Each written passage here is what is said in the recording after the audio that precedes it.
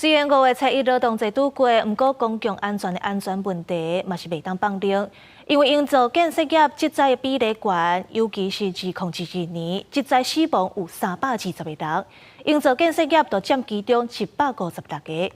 对此，公共工程会是强调讲，今年会来加强工程的稽查。台中这份去年发生车厢河边工程吊车的吊手焊掉的项目以外，对此公共工程委员会定出吊车吊手的施工相关规范。工程会甲劳动部职员署出理到立法院备询，立委除了关心台中这份的案件，也关心公共工程的职安，问营建业的职灾比例悬，相关部门要怎应用？重大的职灾呀，它的原因分析我们来看。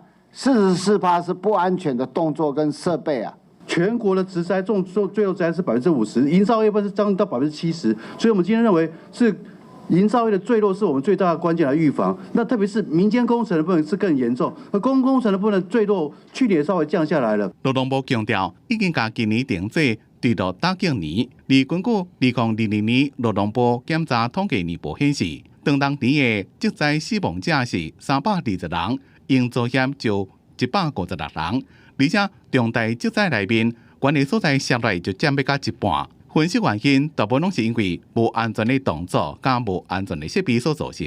政府有新政府的考量，选择了另外一位有一些争议的人来担任你的下一位的工程会主委啊。源头就要规定，包括预算的编列、设计到建造施工。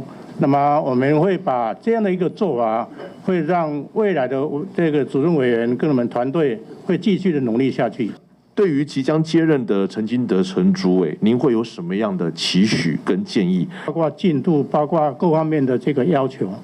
那么未来当然我们的期待，我也相信应该会无论谁来接办，都会继续的推动下去。工程会主委吴德成因为个人的因素，将会由前宜兰县代理县长陈金德接这个位，协助新内阁推动重大工程。立委拢问讲，伊对新主委的期待。